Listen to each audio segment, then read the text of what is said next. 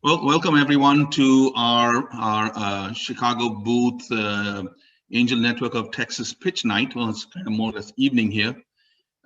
Just wanted to run through a little bit in terms of a bit of our background and logistics, and then I'm going to hand it over to my colleague Randy, who will then introduce the companies. That.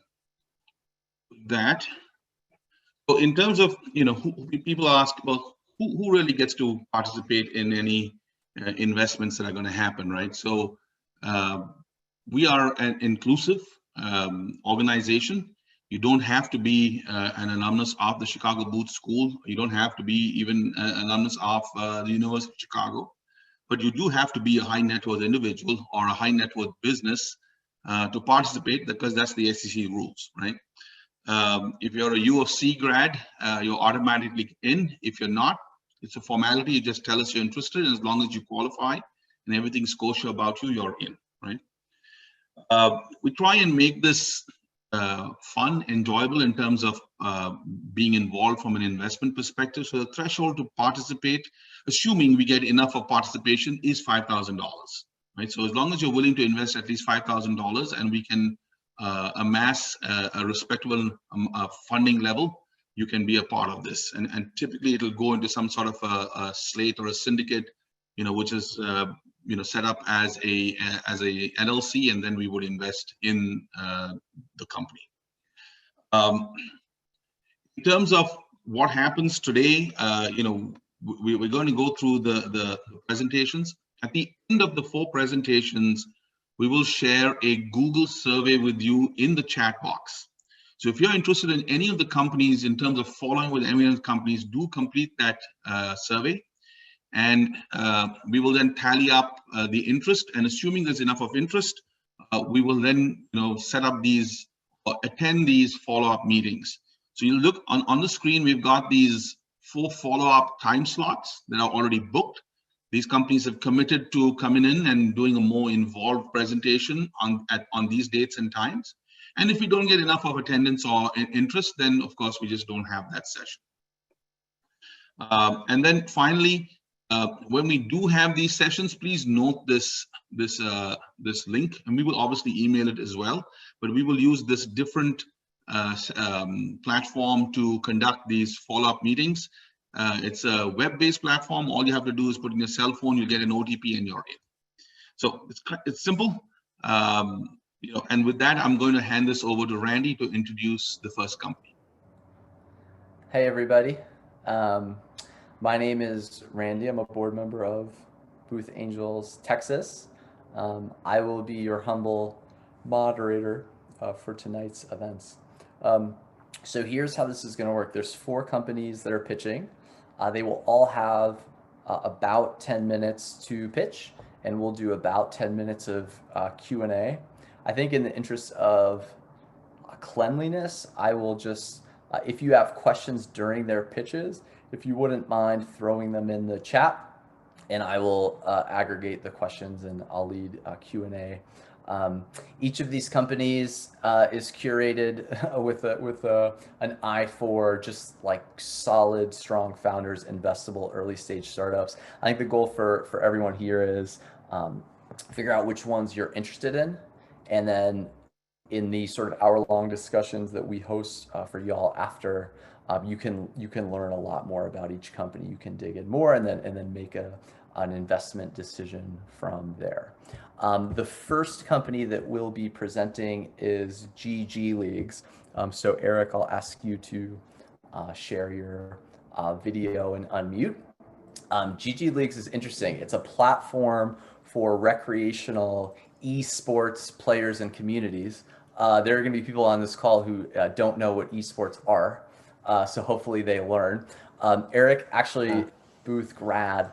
Hopefully a lot of you know there's something called NVC, which is an accelerator at Booth, which is super, super competitive, and Eric led GGLeagues to finish second in NVC, which is higher than my company got, so I hate him. But with that, Eric, he's going to tell you more about GGLeagues. Awesome. Well, yeah, thanks so much for the introduction, Randy. And after that, I'm not sure there's much left for me to pitch or to say. So, maybe we just open up for questions. No, just, in all seriousness, thank you everybody for making some time to let me share my story with you today. My name is Eric. I'm the founder and CEO of GGLeagues, and we're building recreational esports for everyone. Oh, let me drag that out. Okay. So, esports themselves are just competitive video games, right? And some of you may know that over the last 5 years, esports has absolutely been exploding as an industry. The top esports events now get more viewers than the NBA finals, and the prize pools for the top esports events are larger than Wimbledon and the Masters. And so this explosion in the esports world has been led by the Michael Jordans of esports, right? So the top level professional gamers like Sumail, Doublelift, and of course, everyone's favorite blue-haired gamer, Ninja. These players have have captivated the imaginations of millions and millions of people worldwide, as they're the best in the world at playing their video games. And this has naturally led to many people looking for a way to compete like the pros that they watch and, to try and emulate that professional experience. However, unlike for basketball, where there's youth basketball leagues, AAU basketball, and adult recreational basketball leagues, in esports, none of that exists today, which as a gamer myself, really never made any sense to me. Because even if I'm not particularly good at video games, why shouldn't I have a place to compete? And if you think about it back to basketball terms, right, it really doesn't make sense there either, because that would be like if basketball just had the NBA and nothing leading up to it. So while I was at Booth, instead of spending probably enough time on my accounting, intro to accounting work, I spent my time trying to figure out how to build a recreational esports league for people like me. And so as I did that, I figured I would really run into two problems. The first one is, who would trust a random guy sitting in his apartment to run an esports league for them? Well, in this one, it turns out a ton of people, because so many gamers are looking for this type of experience. And we even had a semi-professional team reach out and try to join the league that I was running out of MPP. And so, as I started running these leagues, that's where the problems actually started occurring. And I started realizing how much work this was actually going to be. Even for someone like me who's, fairly well versed in spreadsheets, having a spreadsheet for the standings, the stats, the schedule for the players that constantly needed to be updated ended up being quite a chore. And that's before we even got to game day, where there were 20 different people yelling at me through Discord, through email, through text, trying to call me, asking, where's my opponent at? What's this rule? Why don't I get a forfeit for this game? And so as I dealt with that mayhem, that really crystallized into the two problems that you'll see here on the screen, which is, for gamers, there's no place for recreational gamers to be able to play in a structured manner. And that's due in large part because for organizers, esports leagues are incredibly complicated and confusing to run. But this is where GGLeagues comes in. GGLeagues has built a streamlined way for players to compete at the games that they love. And we've created a much better way for these organizers to run these leagues and condensed all of that into a turnkey platform that unlocks esports for recreational players and organizers. We've done this by taking all the confusing and complicated pieces out of the process so that players just need to play and don't need to worry about anything else. So we'll start here. Everything we do starts with a streamlined user experience by building a platform that makes competition easy for players, no matter what their skill level and what their game familiarity. We've built a platform where players can easily register, create their team, and join a league to see all their standings and their schedule right at their fingertips. On top of that, there are a lot of cool ways we can integrate with the APIs of these games to automatically pull standings, automatically pull stats for these players. And we're already working with companies like Riot Games, EA Games, and Blizzard to secure these rights and to build these platforms specifically tailored towards their games. We've also built out a way for community organizers to easily tap into our platform and build their home pages for esports right on our league platform. By offering this turnkey and complete solution for gamers and organizers, though, we filled a real void in the competitive landscape for recreational esports. For players, we've opened up a whole new audience of gamers that right now don't have an opportunity to compete. And for our partners, we've created an easy partnership model and a regional approach that make it so that towns, cities, YMCAs, organizations of all shapes and sizes can easily hop into esports and launch their own competitions.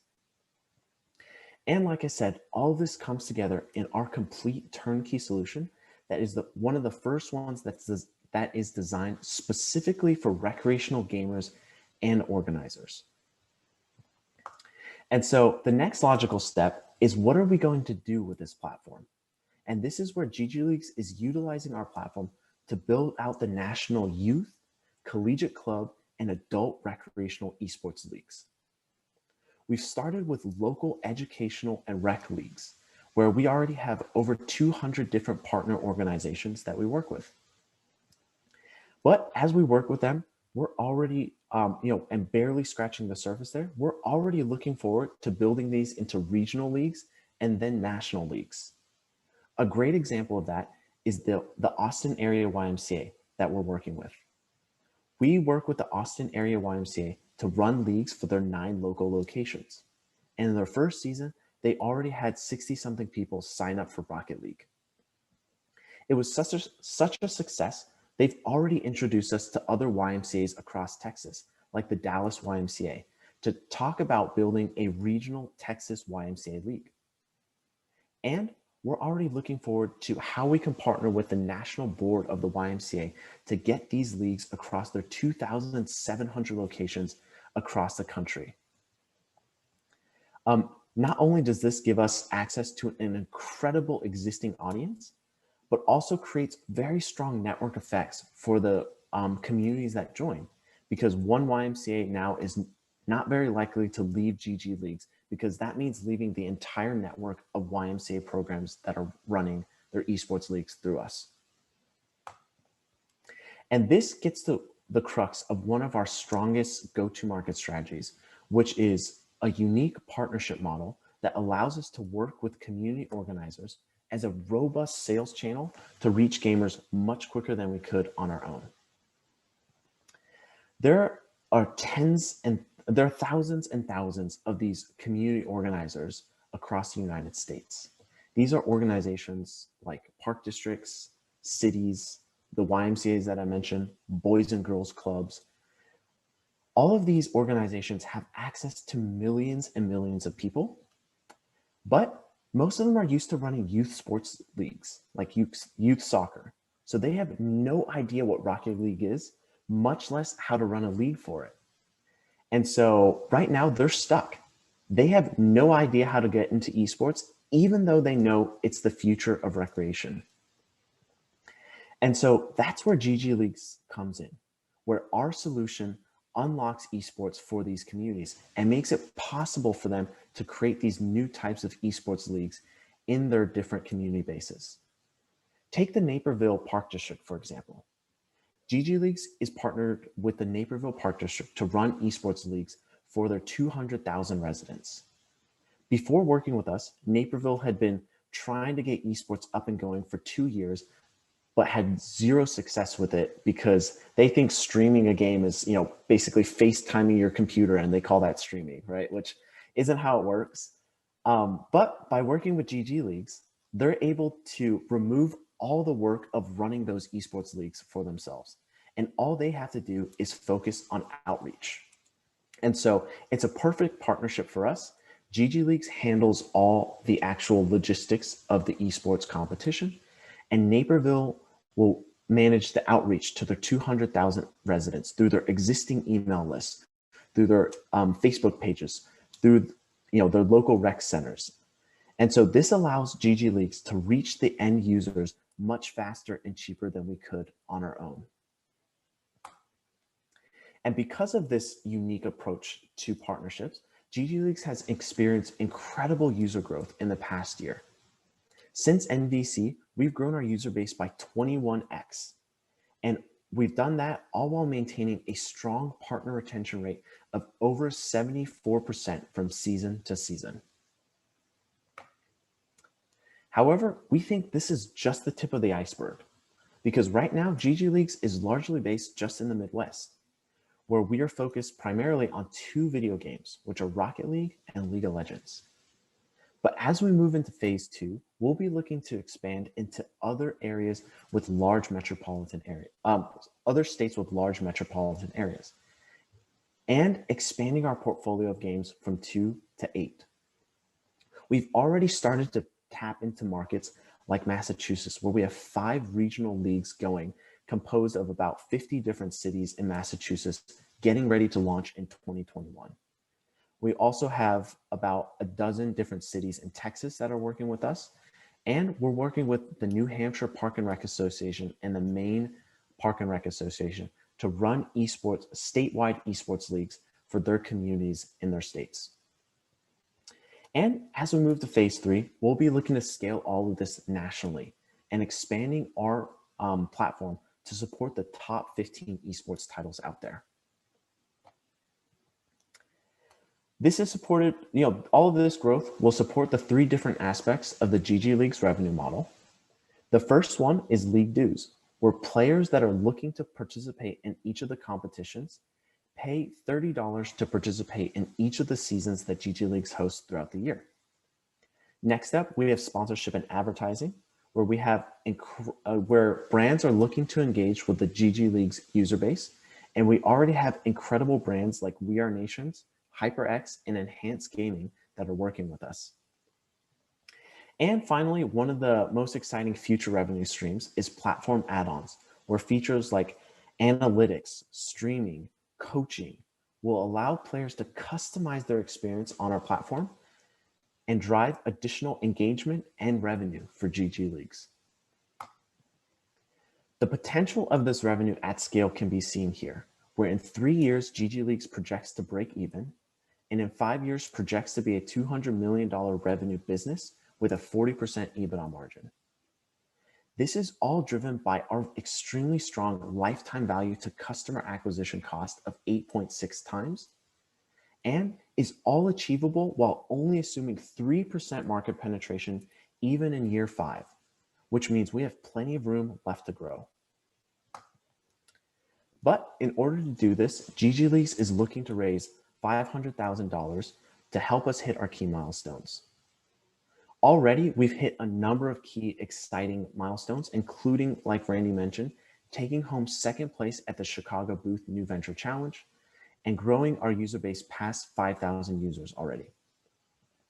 However, with this funding, we're looking to grow out our tech team and grow out our sales team to make sure we can hit the growth metrics that we've set in the future, which include expanding into the top 15 states, building out a mobile app for our platform, and then eventually that national expansion of the leagues, like I had mentioned. The GGLeagues team is led by myself and also Kevin O'Brien and Alex Mensch. Kevin is our COO, and he was a previous founder of the DePaul Student Esports Leadership Board and was one of the founding board members of the Esports Trade Association. Alex, who is our CTO, has almost a decade of experience as a developer and previously founded Echo League, one of the largest Dota 2 leagues of its time. We've got a fantastic group of advisors and a group of investors that already believe in us, including our very own Mark Tebby from Booth. And so with that, I'd like to thank everybody for your time and welcome you to join us as we bring recreational esports to everyone. Thank you. All right. In lieu of clapping, Eric, I will clap. I appreciate it. Okay, we have a decent amount of questions. Let me go with the easiest, quickest one first. Are you game agnostic? Why those two? Can this work for every game? Yeah, so eventually we think this platform is completely game agnostic. The reason we started with Rocket League and League of Legends is these are two of the most popular esports out there, right? League of Legends is consistently the largest player base for any video game, and Rocket League is one of the most popular, especially with the youth group. And so that's why we started with those. But we've built our platform to be very flexible, where we can add additional esports, fairly quickly. The biggest lift for us tech-wise is getting those APIs and building out those integrations with those. But we can definitely run these leagues for multiple esports. We're already looking to launch the 8 esports titles for the first quarter of 2020. And so, our platform is very flexible for that. And as we continue to work on that, we're going to keep building out those integrations that make our platform stronger and stronger for those games. Awesome. Thank you. Another quick one, fundraising. How much are you raising and where are you at in that process? Yep. So we are raising $500,000 in a safe for this round. We've already secured about $200,000 of that safe and are looking to get that wrapped up, either by the end of this year or by the end of January next year. Awesome. Thank you for answering these quickly, by the way. This is so helpful. Yeah, of course. 4 minutes of Q&A left. So forgive me, everybody, if your question doesn't get asked. Growth curve, 6,700 to 100,000 plus. Can you understand how you've grown so quickly? Yep. So this is an area where, one of the biggest reasons we're trying to raise right now is because we have had such incredible traction working with park districts and working with cities. And we really need to grow out a sales team to handle all the onboarding and the kind of growth there. We started working with cities and park districts in March of this year. And, at this point, we are getting inbound calls from park districts, about 30 to 40 different cities and park districts reaching out to us every week, looking to onboard onto our platform. And so the reason we're so optimistic about that is because we're already seeing that growth really start to tick up for Q1 of next year, where our last season, for this year, we've ran leagues for about 15 active park and rec departments that are launching, that have their leagues running right now. And for Q1 of next year, we're already looking at 100 active park districts that have signed up and are just waiting to launch their leagues in the first, quarter of next year. And so based on that, we think, if we're able to raise some funding to grow out a sales team, we're going to see incredible growth here in the number of cities and partners that we're able to pick up, because as of right now, we haven't even picked up the phone to call people, and they've been banging down our door trying to get access to our platform. Awesome. Can you talk about exits? Who buys this for how much? How do all these wonderful people get their money back and then some? Yeah, that's the most important question, right? So, the way we look at this, there are a bunch of different, potential exit opportunities here. One of the most attractive right now is all these large tech companies are looking to get into esports, right? Microsoft just made an acquisition into an esports, kind of platform last week. Amazon, as we know, already owns Twitch. And, this is certainly a way they can continue to grow out their esports footprint there. But I think one of the strongest analogs that we can give for, the potential value of a platform like this is a company called Sports Engine. They were basically the platform that powered a lot of traditional youth sports for park districts and cities across the country. And, I don't remember the exact year. I think it was 2012. They sold to NBC for $750 million, right? And so we think that is a perfect example of the kind of exit opportunities that are available to a business like this. And, that's certainly one that we're looking towards. Awesome. Okay, we are unfortunately out of time. There are actually real quick, proposed cap and discount of the safe note, proposed terms. Yep. So we have a 20% discount and then also a $5 million pre-money cap. Awesome. Okay, Eric, Everyone is giving you a silent applause for the presentation. For those who didn't get their questions answered, Eric has generously made himself available for another hour to go deeper on this. And so we are going to be sending out a link to a survey where you can give us your name and email, indicate your willingness to follow up with Eric, and you can have the opportunity to follow up with him to get the rest of your questions answered. But thank you, Eric. You're an all-star. All right. Thanks a lot, everyone. And thanks, Randy. Yeah, Clark is up next with Golden Ratio. How are you doing, Clark? Doing fantastic. Randy, it's good to see you. Good to see you too. So Golden Ratio actually shares an office with my company in Austin, Texas, and Clark lives on my street. And I assure you that if Clark is... Our doors look the same, if you can't tell. We have similar looking doors. Yeah, the room. If Clark's doing anything weird late at night, it's just working hard on building his startup, which is really interesting. Lots of interesting early traction. Basically, it is a sort of hybrid product that sits kind of in between coffee and tea. Which one? It might be called Gold Brew. It might be called White Coffee. His company is called Golden Ratio. And Clark, do you have a deck ready to tee up? I do. It's now in the chat if anyone else wants to look at it. Docsin link. Do you want me to share my screen and review it? Or how do you want that to work? Yeah, do you want to just screen share it? I will screen share it. Lovely. Okay. All right. Screen's being shared, everybody. This is the pitch deck. Let's see. All right. Golden Ratio. Turning water into gold. Now I'm going to take it away and talk to you directly for a little bit. My name is Clark Nowlin. I'm the founder and caffeinated executive officer of Golden Ratio, which is a new type of coffee company that we launched 5 months ago around a new type of coffee roast we invented called the Gold Roast. And so we, put simply, don't burn the coffee beans. We are beans without the burn, and we sell gold coffee. And this is what it looks like. Check it out. Be golden. And so yeah, at bottom, we don't burn the coffee beans. And some interesting things happen with the product when you don't burn the beans. One of them is that the acidity is about 10 times less than regular coffee. And we've had this... Clark, we're not seeing your screen. Oh, can you see my face? We can see your face. Okay, perfect. Yeah, I just want to show my face. You're not presenting any slides. Okay. Well, I will. I can.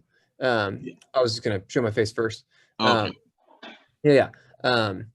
So anyway, so what happens here is yeah, so basically it's 10 times less acidic than regular coffee, so it's a lot easier on your stomach. And second is that the flavor's smooth. It's not bitter because it's not burnt.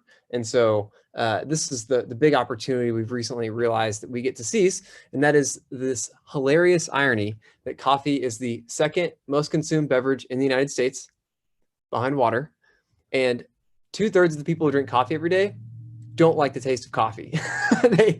Meaning that they put cream or sugar in their coffee to drink it. And so 1/3 of people who drink coffee, put it another way, like coffee black, and then the other 2/3 put something in it to cover it up. I'm sure a lot of people on this call probably do the same. And so we're on a mission to help people start their day the golden way through drinking gold coffee products, which are easier in your stomach, and you don't need any cream or sugar. So the first decision you make when you wake up and are making your cup of coffee doesn't have to be an unhealthy one. So without further ado, I'll go through the pitch deck, the highly esteemed Golden Ratio pitch deck. So yeah, here's a little bit about the opportunity. In a visual format here. Let's see. Oh, doesn't want that to happen. I'm gonna try this again. And all right, there we go. Yeah, so big vision. We're a world-class e-commerce company transforming the coffee category with a CPG business model to spearhead the low to no roast coffee category, which is one that we're largely pioneering. I discovered this type of coffee in the Pacific Northwest. There's a similar version of it called white coffee, as Randy alluded to, that is a similar low roast coffee that's gotten some traction there. It's primarily for sale in coffee shops, and they sell it on like through espresso machines. And there's another type of coffee in New York. I found that it's actually just a green coffee, which is an unroasted coffee. You could say a no roast coffee.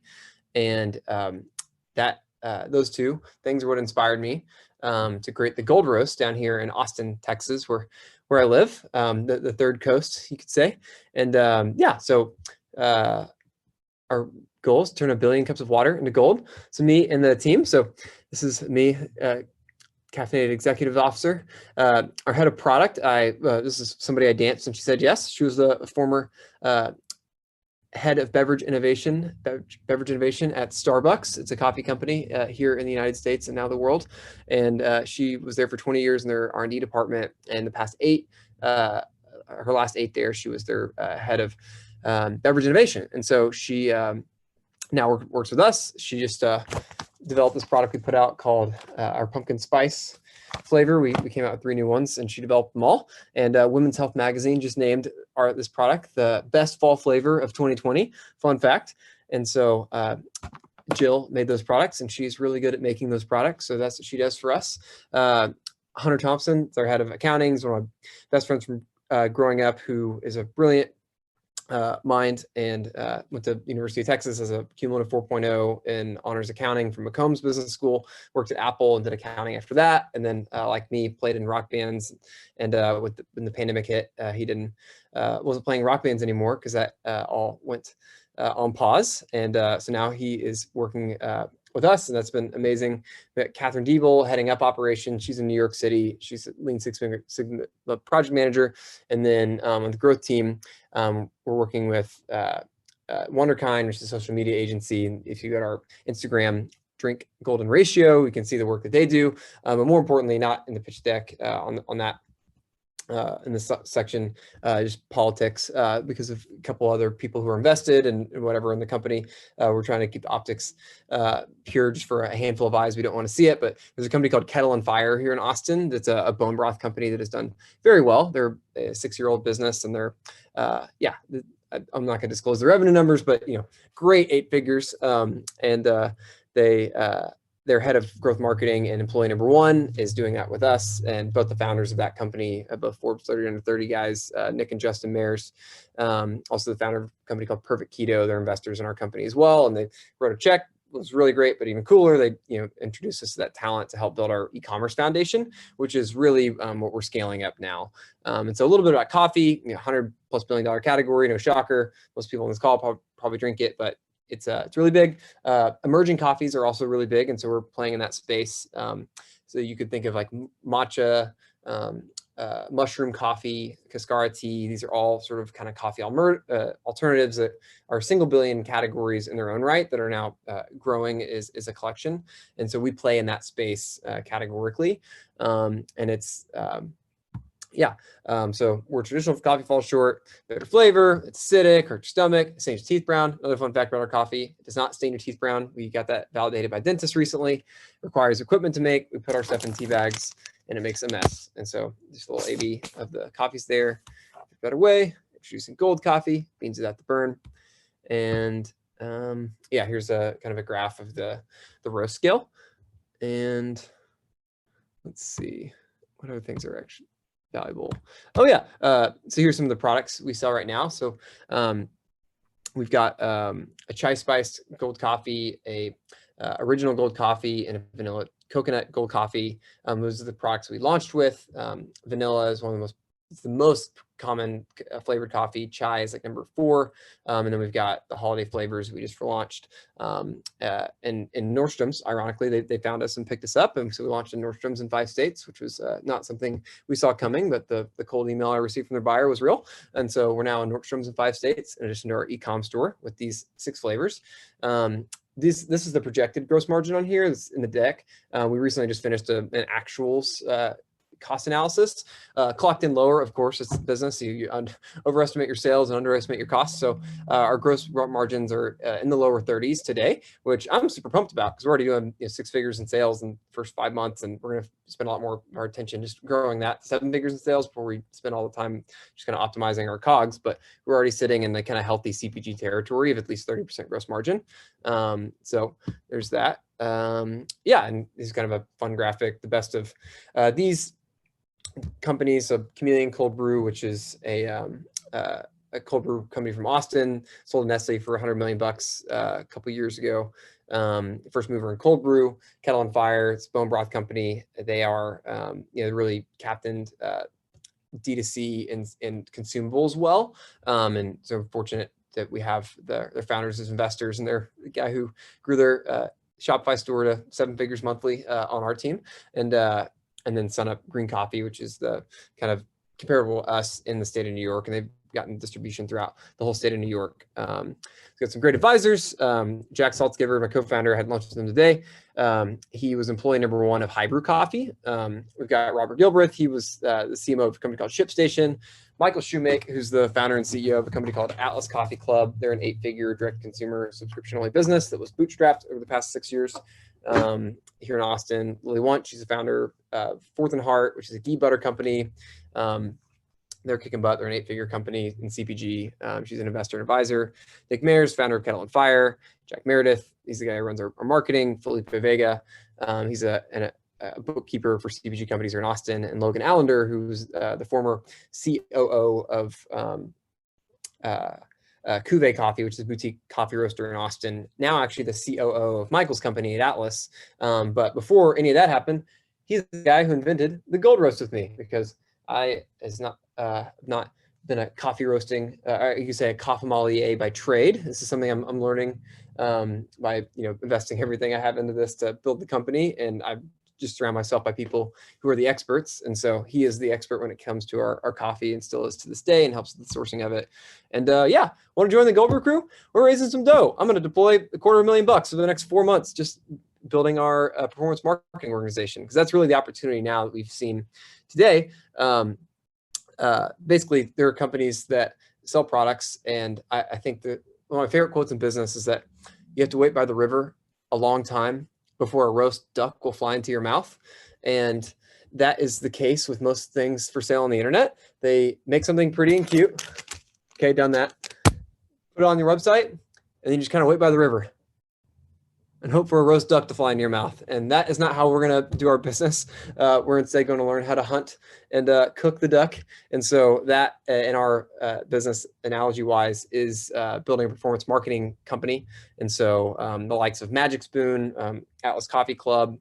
And so, yeah, there's a lot of 8-figure direct consumer businesses that are built in about a 2 to 3 year time frame who play this game well.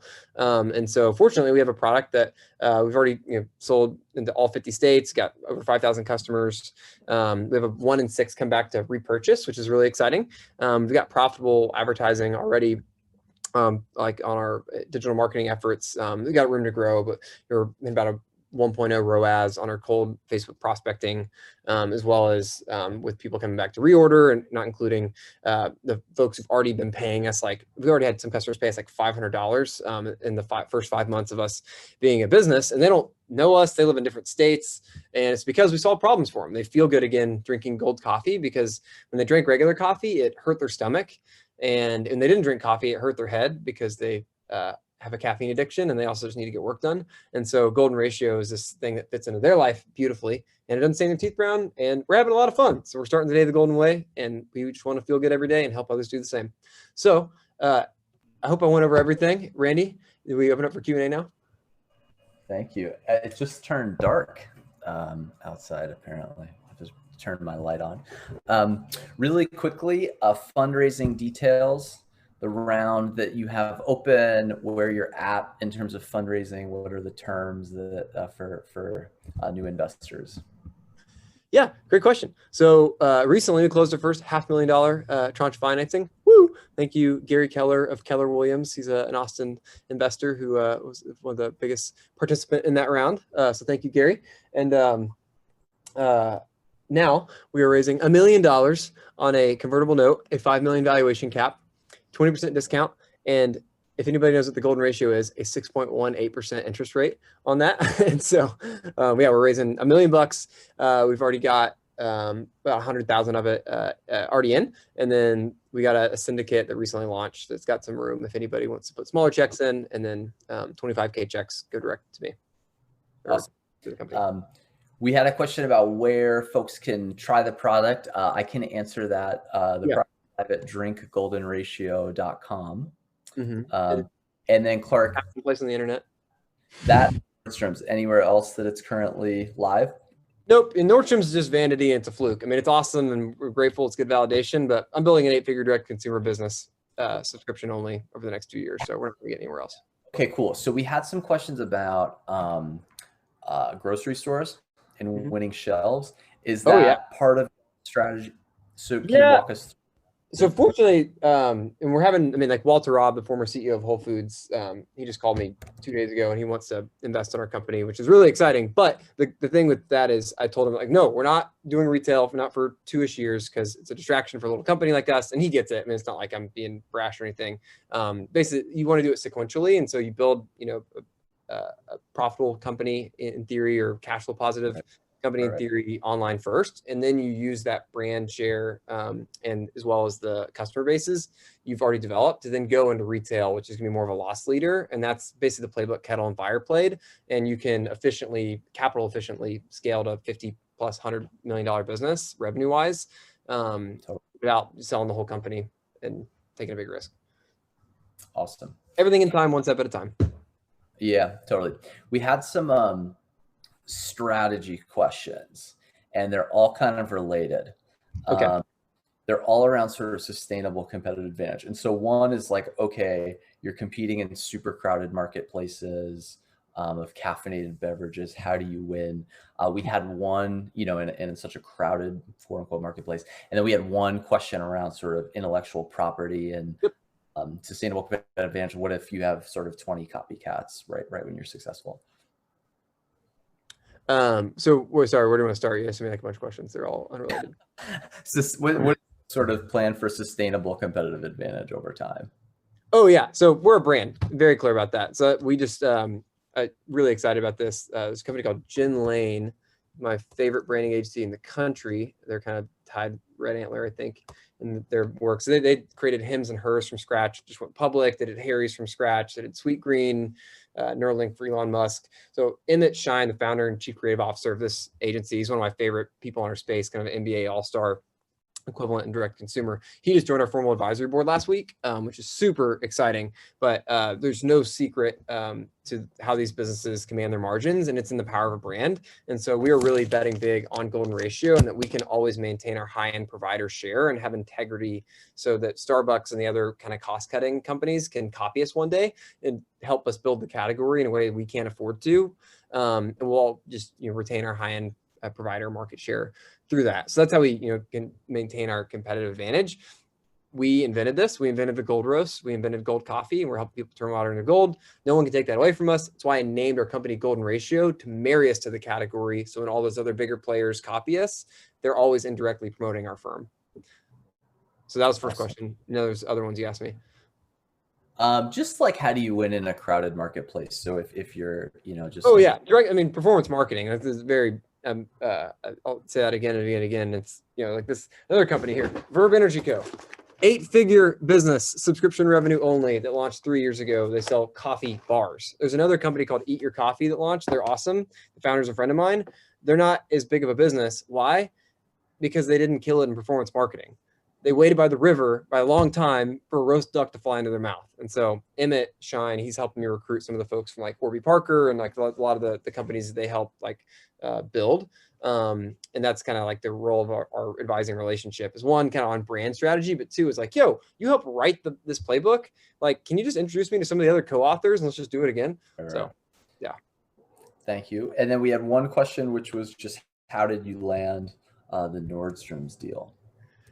Good question. They found us through a trendy little hipster grocery store thing we did in Brooklyn called Pop-Up Grocer. And they were scouting for new brands, and we were in that store, and they thought we were really cool. And I was like, oh, that's really, thank you. And then they offered to buy like 1,700 units of our product and put it in 5 states. So not like the company changing thing, other than just like, it's exciting. I mean, it was a 5-figure check. It's not like a nothing order, but at the same time, it's like, I'm not going to confuse that with success. Yeah. Cool. All right. Thank you, Clark. A friendly reminder to all attendees, we will send out a survey at the conclusion of the event. And any companies that you're interested in having follow-up conversations with, you can indicate your interest very easily on that form. But thank you very much, Clark. Hey, people like a discount code if they want to try it, like any like investors. Yeah, that in throw Yeah. that in the chat. Okay, it'll be the booth 25. Booth 25, love that. Right.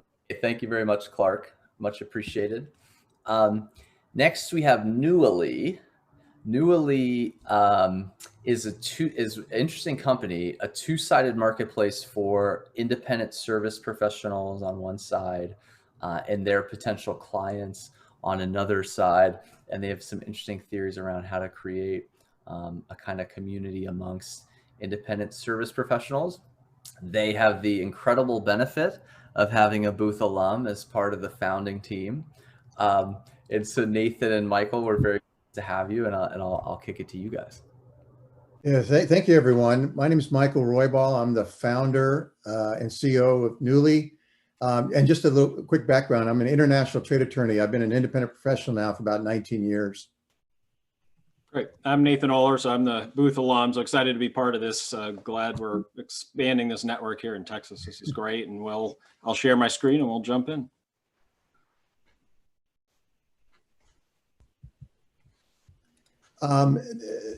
Newly is a next generation professional platform with an engaging community at its core, plus a marketplace component. We are targeting experienced, business-focused independent professionals like attorneys, accountants, and HR specialists. And just real quick, we're mimicking the YPO platform. And for those of you who aren't familiar with YPO, it's a professional association of about 29,000 CEOs around the world. But instead of CEOs, it's Newly is focused on independent professionals. Like YPO, relevant video and multimedia will be the core of our offering. We will also have tools for communication and collaboration amongst our professionals. And then our platform will allow our professionals to pass business to each other and form virtual teams to help service their clients. And then lastly, the platform will provide peer support and education and tools to help our independent professionals become better independent professionals, as well as successfully navigate the complexities of being a small business owner. They may have been the greatest attorney or accountant, but being on your own is like running your own business. Our core revenue model for our professionals is subscription-based. Now, while new business will be generated within the community itself, we are also incorporating into that marketplace component, connecting our talent to small and medium businesses. For these clients, they get professionals that are cost-effective, vetted, experienced with relevant business expertise. The clients can join for free, or they can pay a small nominal fee for assistance with their search. An additional revenue source will be third parties. Once a critical mass of independent professionals is achieved, it'll be attractive audience for third-party service providers. They'll be affluent, have similar business needs like business insurance, web services, etc. And the platform should be right for affiliate sales, advertising, and sponsorship. Our model is unique because of who we are targeting, a part of the labor market that is often overlooked relative to other freelancing platforms. Based on our professionals, our marketplace is different. Our target clients typically want to enter into long-term professional relationships with these type of professionals, and our platform is specifically designed to encourage and facilitate those long-term relationships. We don't want to fight that. We don't want to get in the way, and that's why we're not taking a cut of the transaction. Again, it's subscription-based. Otherwise, the clients and the professionals will just go around the platform. The clients on our platform, there's full visibility between the clients and our professionals. And this is what's important. Our professionals actually get to keep their personal brand. And lastly, we are unique because we're combining an engaging community like YPO or Vistage with the marketplace component aspects. And let me quickly go over the problems with the professional services market. And some of these are obvious. For clients, it's the usual suspects, bloated fees at services firms, paying for partner salaries that are not involved in the project, and other waste that lends no value to the in-work product, inexperienced staff, learning on the client's dime, and difficulty in finding and selecting professional service providers. And for professionals, billable hours burnout, no work-life balance. And this one's important. Professionals need support. They feel like they don't have a way out. They don't have the tools or knowledge to strike out on their own. And for those who do have their courage to strike out, they have difficulty in filling the pipeline, which causes a feast and famine effect, which can be terrifying and defeating. I know that well. So the current professional services market is not working, and Newly is the solution. For professionals, again, it's an engaging community with collaboration amongst the professionals, professional development and support, and new business and the potential for recurring business. That's that long-term professional, that long-term relationship aspect of it. And something that's not on there that's important is an amplified marketing effect. And what do I mean by that? The professionals on our platform get the benefit of Newly's marketing spend, the platform's brand recognition, and they get to keep their personal brand, which is very important. For clients, again, it's cost effective. Our professionals are vetted, seasoned, a good place to find a trusted advisor, and they have direct access to our talent. And additionally, we have a team that has directly relevant experience to the kind of platform we're building. So we certainly have Michael, and he shared a bit about his background, but he's been a successful independent professional for most of his career. So we're solving problems that he's lived, and our other co-founder, Rosalie, has lived firsthand. But then while they have this true north, they've also put so many great folks around the table. So they've added folks more with like kind of my background and executive, but then I would say almost most importantly, we have people who have built this exact kind and run this exact kind of professional platform before. So as Michael mentioned, we're replicating the YPO type professional community. So Sean McGinnis is the former global president for 7 years of YPO, and he's one of our board members. And then below him there, you'll see Dan Stevens. So we're also trying to replicate the type of content and multimedia and real stickiness that YPO provides their members.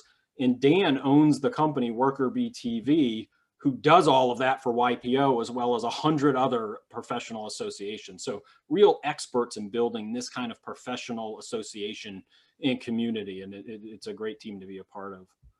So stepping back, just given time, we won't drain all of this, but the market for professional services is huge. I think folks get that. For our model, what's really important is how big is the market of independent professional service providers? So everybody knows that the freelance market is continuing to grow. So McKinsey says there's almost 70 million freelancers in the US today. And these are general freelancers. About half of those do it full time, and about half of them are supplementing some other income source. For us, we're going after a really specialized subset of that.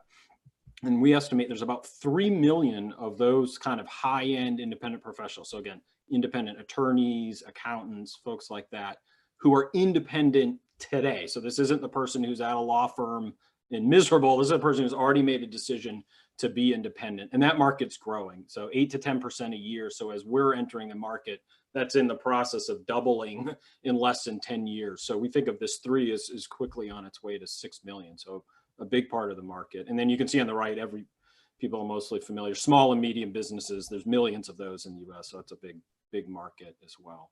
So the market just in the US, big and growing. And then we usually step back and say, okay, well, what's that look like for revenue potential given our subscription model for Newly? And can you create the kind of scale that's appealing? And the short answer is yes. So even with a 10% market share, just for an illustrative example, at a revenue of 500 per person, you're talking about 150 million in revenue. And if you think you can get more market share, you're in the billions really quickly. A couple points just of context to kind of put this in place. So again, that market share, those are actually overstated because remember that 3 million is in the process of doubling. So really that 150 million column, you just need 5% market share to get that. And then as a revenue price point or benchmark, YPO that we've mentioned, they're actually charging a subscription of $7,500 a year. And while that's not going to be our price point, you can see that the examples we're using here are just at a fraction of what a really well-run professional organization and platform and communities calling. And then just as another benchmark, YPO is not for profit, but they still are about 100 million in revenue. So scale business, even though they focus on customer service and not its growth as much. And this is a unique time for this kind of platform. So obviously COVID has impacted everyone, and the professionals in our industry are no exception. So the legal services, accounting has been impacted, and small and medium businesses who use those kind of professional services are looking for ways to cut costs as well. Additionally, in the investing community, particularly institutional investors, are validating this kind of approach to marketplaces. So while the first generations, the Upworks, the Catalants, have been very successful, NFX published a wonderful article talking about how the second and third generation marketplaces that are going to be more focused on these kind of large, valuable niches are going to be coming to market. And it basically lays out exactly our approach, and has been a wonderful kind of tool for us to help explain what we're doing. So in terms of where we are in our journey, we've built the base platform. We have the marketplace component built and have just been testing it at this point because the community is the core of what we're doing. So we're in process populating the content on the community, and we'll be fully launching the platform this winter. So on the fundraising side, we just had a first close. We were targeting a 250,000 convertible note. We've actually raised 320,000.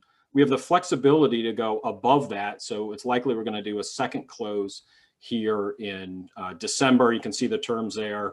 We're doing a note, 4 million valuation cap and 20% discount. And not surprisingly, the use of funds are we need to do some technical updates.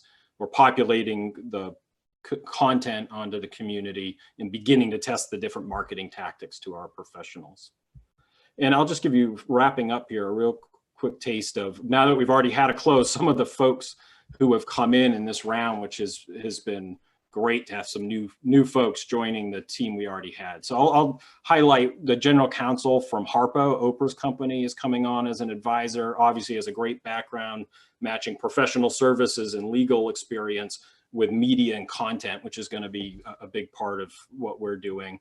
And then we've just had some other wonderful executives, VC partners, other entrepreneurs, professional service executives, which obviously fits with what we're doing, as well as some private equity professionals. So it's been great to wrap up the first close, and excited to hopefully talk to more of you. I think we're up on Friday. So thank you both very much. Super compelling, super interesting. What's your plan to kind of acquire customers on both sides of the marketplace, and how can you do that efficiently? Yeah, I'll start, and then Michael will jump in because he knows the professionals so well. So we have the benefit, because we're not a pure two-sided marketplace, we're really a community, that we're actually coming out of the gate focused clearly on professionals first, because there's another source of value there besides the marketplace in their peer set and the content and the community. Mm-hmm. And they'll actually be able to get new business from their peer set, not just. So first is professionals is our focus. And there's a bunch of different ways. So they're right knowing how YPO has reached out and others. They're really right for outbound marketing, social media through business forums like LinkedIn, and it's all content marketing. So you're not reaching out, soliciting or pinging through social media soliciting. You're sharing for free what the content is, so they can get a sense of what you offer on the platform. And I don't know, Michael, if you had anything else to. No, look, I've been an independent professional for 19 years, right? And it's lonely, right? You don't have peer support. You don't have support. You may be a great technician, but not a good marketer. And what we're building, if you think of it, I mean, what we're really trying to build is a platform to allow these business focused, in order to be on the platform, you have to have a minimum of 8 years experience. Okay. That's the start. And then your professional credentials are background checked, and your criminal background check is run as well. And then you have 3 client testimonials attesting to your technical ability and cost. So everybody on this platform is going to be highly skilled, experienced, vetted professionals. So, there's going to be a sort of a YPO-ish type, right, high-end professional platform. But again, you'll be able to communicate with one another, build virtual teams. A lot of these professionals that are going to be on a platform already have clients. And so they're going to be able to help their clients with issues that come up in a cost-effective way. There's a need for this out there because there's no platform out there like what we're building currently. Everything's first generation platform where they're taking a cut of the transaction. So all the freelancers are hidden in the site. The clients submit proposals and everything's done through the site. All the communication sends to the site. Once that proposal is done with, they don't know how to communicate with that freelancer again. Well, that's not our target market. And so there's definitely a need out there, and we've done over the years hundreds, if not thousands of interviews with independent professionals, and if you look at the growth of the first generation platforms, they're growing, right? And so that reflects a need for something to help these professionals either obtain more clients or help in their daily support. Right. So you had this problem. Are there other folks who try to apply tech-enabled solutions like Newly and failed? Have you seen just a total dearth of people trying to do tech-enabled solutions here? Go ahead, Nathan. So not the way we are. Yeah, I mean, what most folks have come into the market with are either professional associations, but they target their entire trade group. They're not focused on people who are independent, right? So the American Bar Association, and those are AICPA, those are fine associations, but they really serve the whole industry. So from the association side, folks aren't targeted independents. From the labor market side, they're all this, they work the same way Airbnb or Uber does. They're trying to connect the two sides, take a cut of the transaction, and then keep you apart again. Right. And like Michael said, that just doesn't work for the type of relationships our professionals have. They have long-term relationships, years, decades. Yeah. And no one's going to give up a cut of the transaction when you're already engaged with your person. So you have to, and again, that NFX article from the West Coast VC lays out how they believe too that's going to evolve to kind of where you're mixing community and marketplace together. We've actually had a guidance from some VCs we talked to in the West Coast that said, in theory, you don't need to turn on the two-sided marketplace. You could be a viable business just off the community, because it's going to be generating business, right? Yeah. So we believe that because of being able to build virtual teams to help service their clients and communicate, that there's going to be a significant amount of business generated within the community itself. Yeah.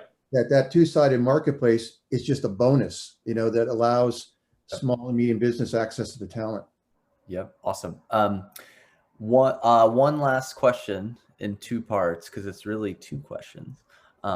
What are the terms of the deal you guys are putting together? What is the sort of status of the fundraise? Part A, and then part B, what is your long-term vision for exits? Sure. Yeah. So the fundraise, so we had targeted 250. We've actually already closed on 320,000.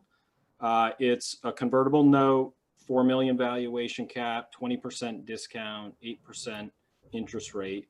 We have the ability and board approval to do another closing above that.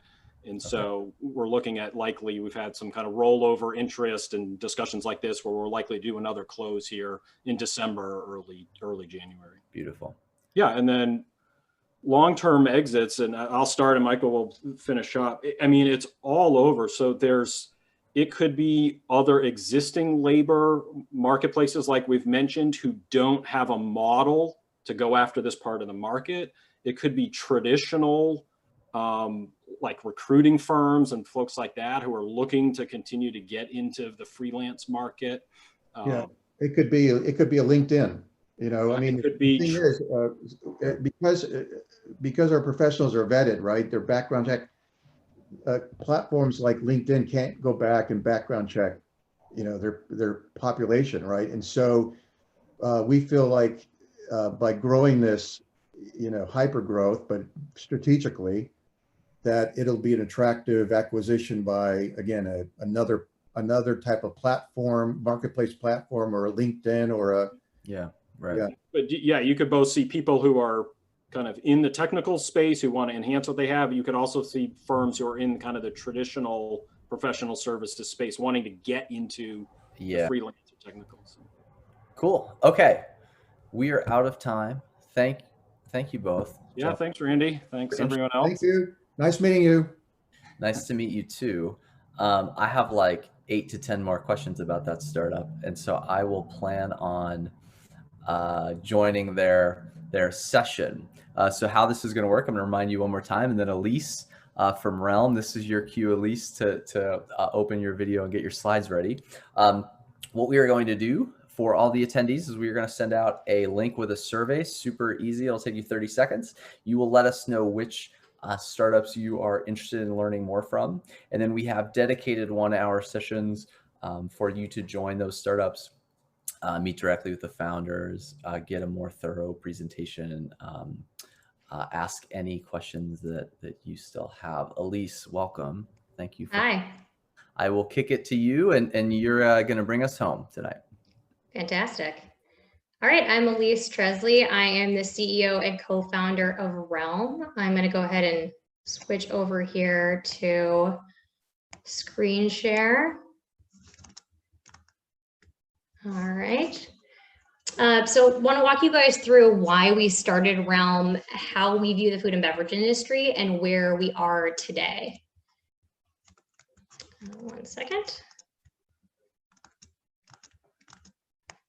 There we are.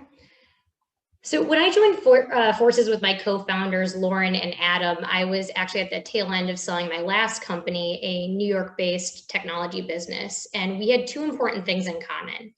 We were all passionate about nutrition and the mind-gut connection, and we were all experiencing the same pain point.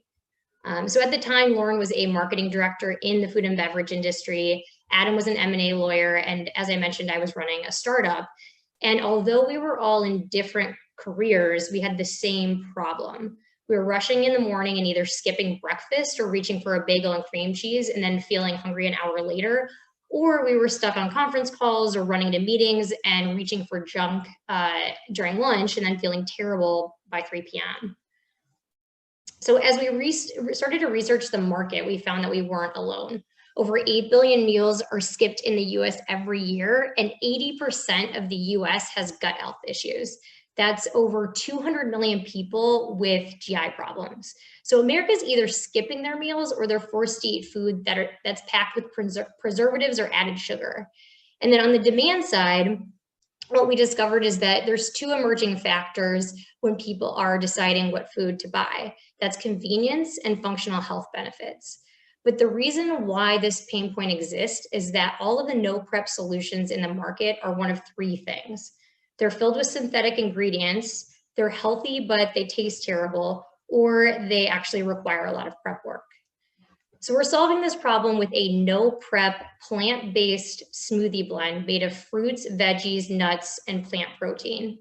And what's really important is we make it by drying and dehydrating the ingredients and then crushing them into a fine powder. So this means we don't have to add preservatives, there's no added sugar, and it has a year shelf life. We do this process at peak ripeness, so we capture the original nutrient density, the taste, and even the color. Plus, you can make it anywhere in 15 seconds. You just mix it with water or milk in a shaker bottle, so you can truly have it anywhere. It's 100% macro balanced, so you actually stay full when you have it. We like to say we're making healthy as convenient as unhealthy. So just take a look here at one of the competitors in our category. This is our label versus theirs.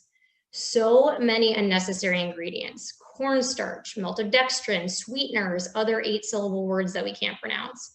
Consumers are getting savvy and they have higher expectations than this. The industry's hit an inflection point. Healthy nutrition is a $700 billion industry, and our category, the no prep market, is worth $35 billion. Yet, despite this impressive growth and the massive size, our options are still really unhealthy and unsophisticated.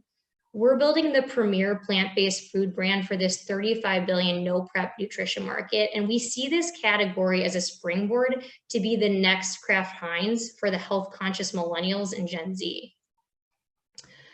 Really important, we're approaching the market from 2 different angles, direct to consumer and B2B on-menu food service. On the left there, you'll see in the D2C business, we're targeting women, which represent 93% of the purchasing power for food, but they're largely ignored in our category. We are speaking to her. We're giving her the level of choice she deserves. When she's fed her kids and not herself, when she's on back-to-back conference calls like we were, or when she's rushing after a morning workout. Our B2B side is really interesting and actually has close parallels to Impossible Burger. We're focused on 3 verticals to start. Restaurants and coffee shops are the low-hanging fruit. We've made traction in sporting and athletics, and because of COVID, we've actually added hospital customers. So I want to talk a little bit more about that concept. There's really no one doing it in the space. So imagine our powder, and what you saw earlier was in single packs. Imagine that in bulk packaging behind the counter of a coffee shop. So having smoothies on menu is actually a nightmare for these businesses. 50% of produce goes to waste. It takes a lot of storage space. There's also teaching recipes. There's the time it actually takes to make a smoothie from scratch. It's just a really arduous process. So Realm is a plug and play smoothie program for them. It allows these businesses to have a high markup item on their menu without the nightmare of traditional smoothies. So just 2 scoops from a bulk bag behind the counter, some ice, almond milk, and a blender. And then similar to how Impossible Burgers leverage their brand exposure with their customers, we're actually on menu as Realm smoothies, so we get that benefit. We've been growing our revenue at an average of 20% month over month, and we've shipped close to 5,000 orders. Our monthly revenues increased each month that we haven't sold out, and we continue to beat forecast. In our last month of full inventory, we're at 16,000 in top line monthly, and our projected LTV to CAC is 3 times for our subscribers. For clarity, why I said last full month of inventory. So on this page, you'll see 4 months with lighter colors at the top of the brackets. We sold out in those months. Our biggest barrier has actually been supply, not demand. So we've sold out due to smaller production runs because of limited upfront capital while bootstrapping the business. That said, we've fixed this problem. We've recently closed a friends and family round to fund a larger 30,000 unit production run so we can better capitalize on demand. We were back in stock last month, and with our most recent run, we're actually at 50% unit gross margins 6 months earlier than expected. Also with this capital, we hired our first full-time employee who previously ran operations at a food and beverage startup called Milkmaid. She's been an absolute rock star. We started testing our subscription funnel, and it's been in beta over the last few months. We're retaining 85 to 90% of those customers on average, and continuing to improve the experience and increase engagement. We've also been able to bring on a VP of business development and partnerships part-time for our on-menu channel. She started 2 weeks ago, and she's already absolutely killing it, proving to be a major value add for us. On the B2B side, we tested the on-menu smoothie concept with our first customer using bulk we already had on hand for events, which we aren't doing. They've already reordered. We also secured 3 hospital clients, which came from donating product at the beginning of COVID. So we ended up donating to over 20 hospitals. And we have a strong pipeline built in the hospitality vertical, and we'll be hitting the ground running with cafes and restaurants soon. And then finally, in our sporting and athletics vertical, we just closed the Oklahoma City Thunder, so the Realm's now headed to the NBA. We went out to raise 500 initially, and we ended up oversubscribed and closed over that amount. So we're now expanding that round by 150 more for strategic investors. And then with this money, we plan to fuel growth in both channels, D2C and B2B, grow to $1 million ARR by mid-2021, and ultimately be able to say yes more. We have a strong team, customers who are obsessed with the product, and a sound growth plan and path to profitability.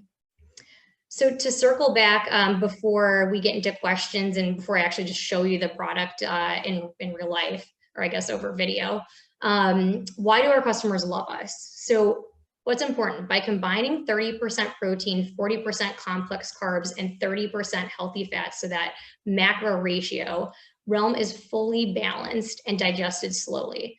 And so that's why our customers actually have lasting energy and are staying full longer. Plus, importantly, it tastes delicious. So we say we win them on convenience and the macro balance and nutrient profile, but we keep them on taste. And as Paige puts it here, Realm's a lifesaver. I love smoothies, but I hate making them. With Realm, I just need to add water to a shaker. It keeps me from grabbing a bagel for breakfast or a bag of chips in the afternoon. Okay. I'm just going to switch over here really quickly. All right. Can you guys see me okay? So I'll just quickly show you how easy it is to make at a desk. So I have my shaker bottle here. I have about 4 ounces of water in there already. I have my packet.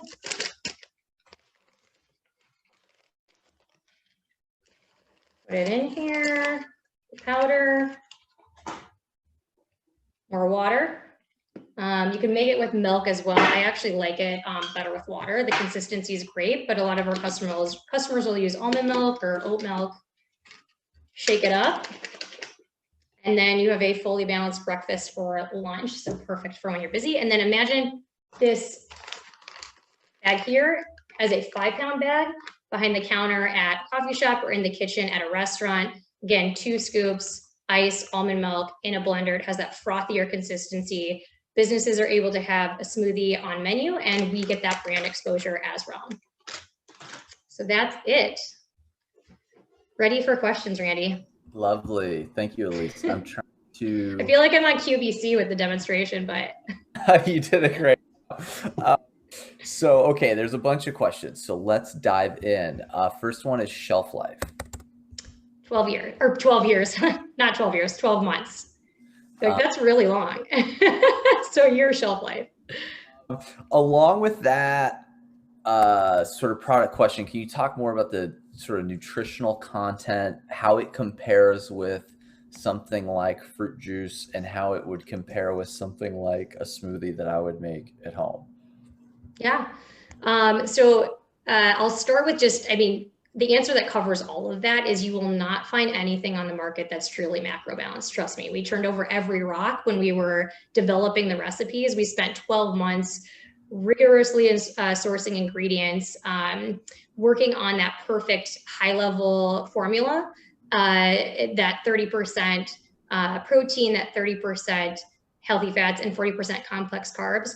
Let me tell you, it is really hard to get something like that to taste good. And so that was the important thing for us, is we wanted it to actually keep us full, no preservatives or added sugar, actually truly a clean ingredient label, and then taste good. So you'll usually find sweeteners or added sugars in any of our competitors.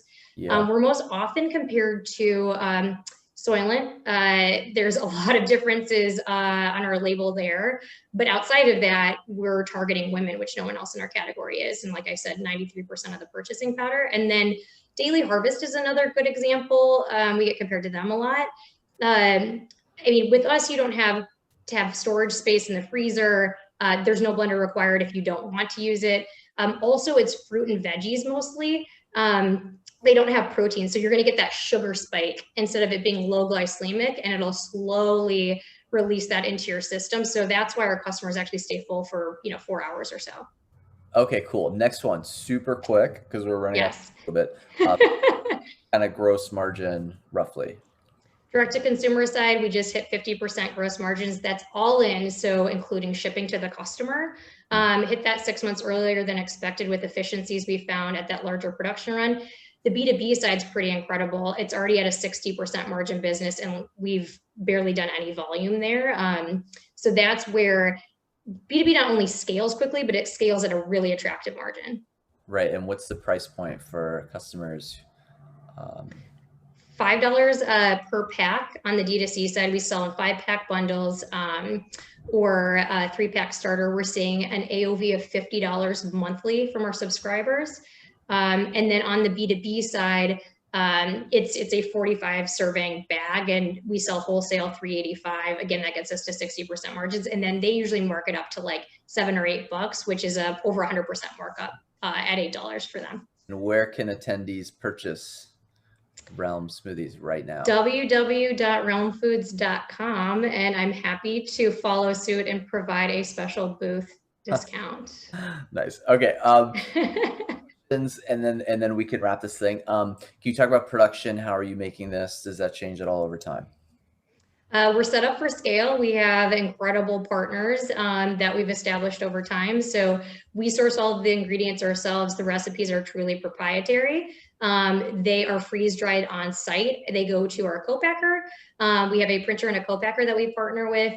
Again, one of my co-founders is a lawyer, so we are very locked up on that proprietary side of the recipes. And then we have a fulfillment center. And so we're ready to be a huge company with those partners. Cool.